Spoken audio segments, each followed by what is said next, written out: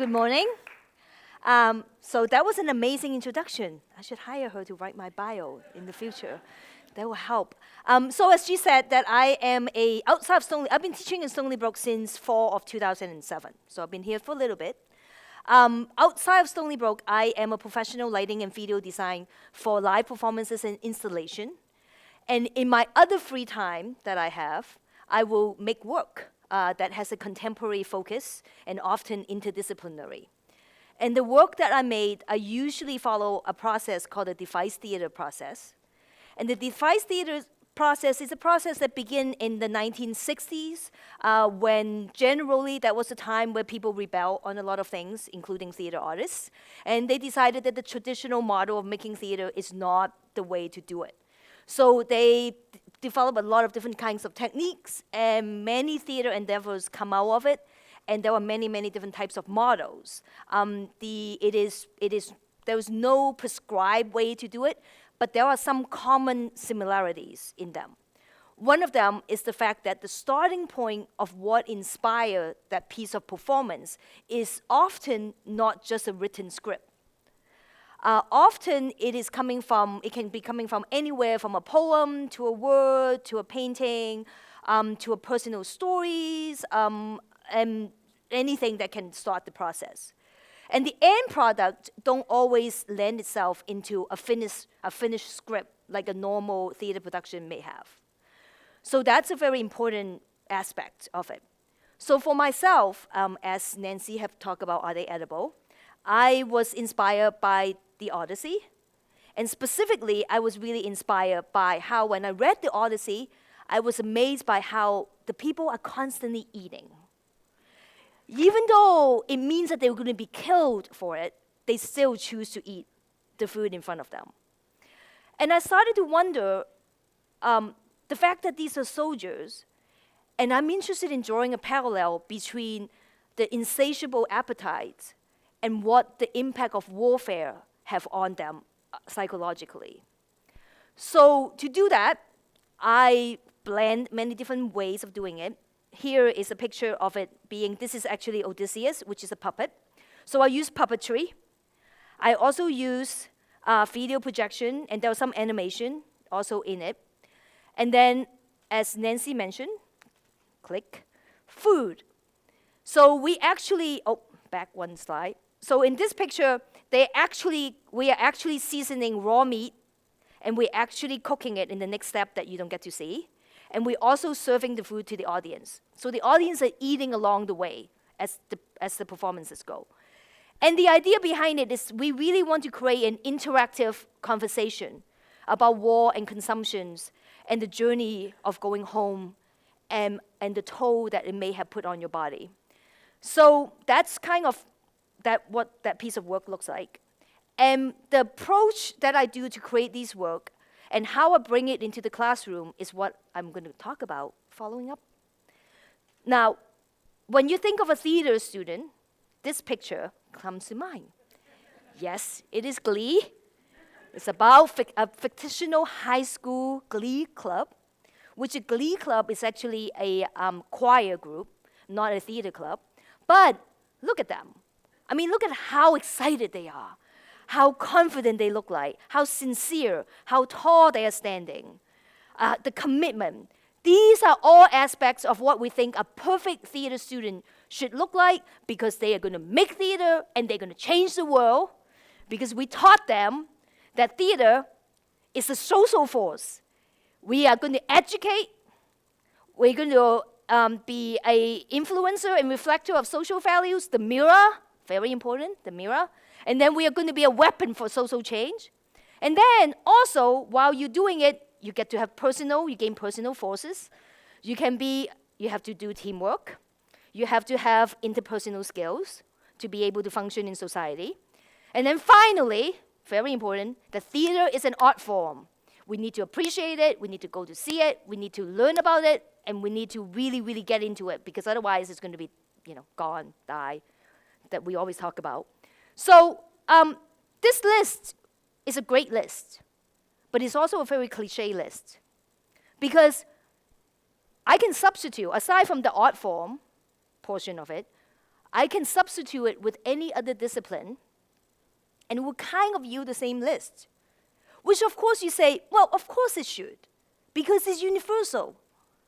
You know, humanities is about being universal. We have all these values as human beings. We all share. We all have to learn about them. We all have to recognize them all the time.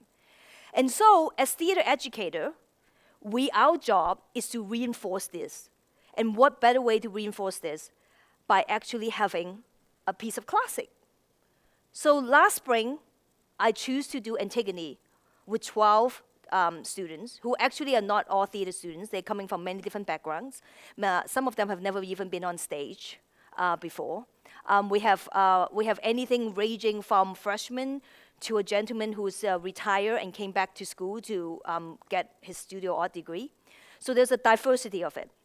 We started out by reading the play, because that's just what you do. You read, and you talk about it. You read some more. We talk about it. We know that Antigone is a tragedy. It has a lot of themes. It talks about rules and order, free will, fate, femininity, and power. These are all social force that we all have to recognize, and we want to talk about it, evoke it, present it. So we did all of that. We even casted students and talk and speak in those roles. And very quickly, we realized that when they speak the text, they are frozen in time. These words are not coming out of them. It's not coming from them. It's coming out of them, but it's not coming from them. And sure, we have all sorts of techniques that can help young actors to embody the language, to perform the language, to be part of it, to be with the language. But it's not authentic. It's not intellectually and also spiritually part of them. They have no relationship to it. The student could not find any relationship except the fact that they know they're supposed to know all these themes. They're supposed to connect with all of it. So what I then decided is that why don't I just take the process that I use to create theater and bring it into it and see if we can crack it open. So the first step, starting point, change the starting point. I created a list of prompts that is about 9/11, the NSA, racial profiling, drones attack, patriotism, all these themes, all these big prompts. And then I also asked the student to think about, have they ever been targeted? Have they ever seen someone being targeted? Why do they find world news overwhelming? What makes a good leader? And also, what would they die for? Because in Antigone, at the end, Antigone killed herself for a belief that she has. And I'm not sure if today we will be able to do that. And so we get together, but more importantly, this is where the second thing about devised theater that I'm going to talk about is that devised theater create a sense of agency for all the people who are involved. Because it does not follow a traditional model, it does not have a traditional hierarchy.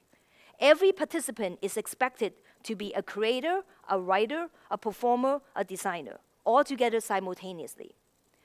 So taking those two things, a new starting point and a sense of agency, the students get together and they start writing about these prompts. We started talking about it. Sometimes it's very intimate, very difficult. And sometimes we get into debates, the sense of confrontation. And overall, something started emerging, which is related back to 9/11. The fact is, most of these students were very, very young when that event happened. Some of them are literally in first grade. Their memories of what that event was is very different from a lot of us. But they are fully aware of the fact that they're living with the consequences of it. So collectively, they wrote 2 poems and performed it. The first poem is called I Remember.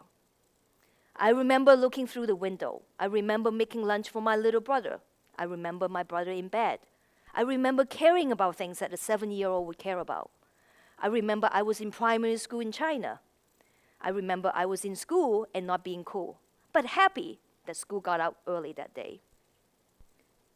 And then, for I Don't Remember, I don't remember the exact moment when the kids started looking at my friend differently. I don't remember if any of my friends were affected. I don't know if being personally affected. And I don't remember when I stopped being terrified, and I don't remember terrorist being a word before that. You can hear the humanity in these words. You can hear the sincerity, and you can hear the authenticity.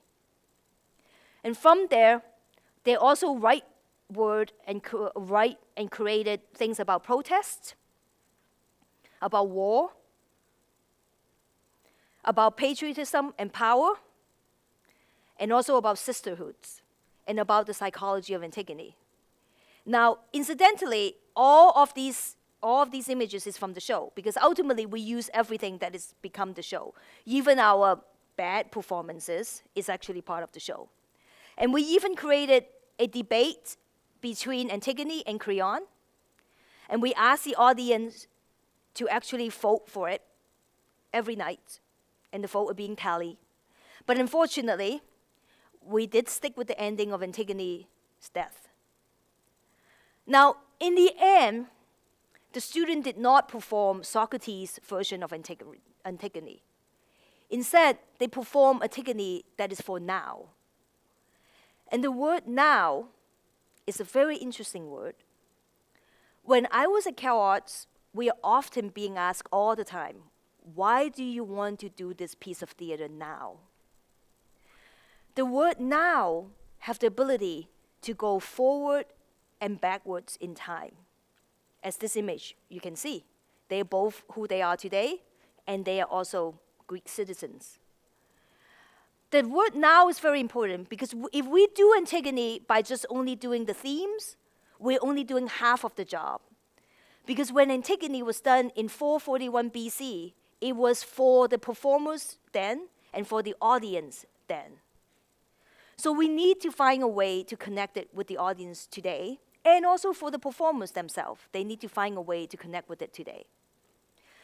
And so the students ending up meet this piece of theater with their own experiences. Now, the list that I have earlier, it is really nothing more than just a didactic educational language to describe what this discipline can offer. But the content in this discipline alone cannot do the job. We need the students to embody it. We need the student to go through the process of making it, because the process of making theater is uniquely suitable to get all of it in at that one small little package, because it is compressed. It creates a sense of urgency. Like today, we make sure that the house have to open at 9:30 because you guys all bought tickets. And so we need to make sure that we do a show for you. And then also, it demands that you have to exercise interpersonal skills, because, you know, most of the time, even a one-man show requires you to have more than one person there with you to do it. And then also, it forces you to ask questions, research. Like yesterday, I did my rehearsal and people give me notes. And then I'm like, oh, now I have to rethink what I'm doing. I have to ask myself, oh, what do I really want to do? All the time. It requires creativity. I have to reorder my slide, for instance. And then also at the end, it fosters a sense of way for you to develop your own voice. And as an educator in this discipline, and also I look at myself more like a curator, and I want to provide a forum for my students to be able to learn, to find, and use their own voices. Many years ago, I teach puppetry for second to high school students all across the state of Washington. One of my students, his name is Abel. Abel would go into an anxiety attack even when I asked him, would you like to use green pen or blue pen? He could not answer the question. And when at the end of the 2 weeks, I asked, who wants to perform for this PTA meeting? Abel raised his hand. The puppet somehow gave him the way to find his voice and become the avenue for him to use his voice. And this is what I believe, that if we can teach our students to find and use their voices, it will help alleviate some of the sense of powerlessness that I think our youth is facing today. And at the end, hopefully, it will give them the courage to be able to really be an interpreter of social values and be a weapon of social change. And in closing, this is the cast of Antigone. So look at the sincerity, look at the humanity, see the potential, and see how tall they're standing. Thank you.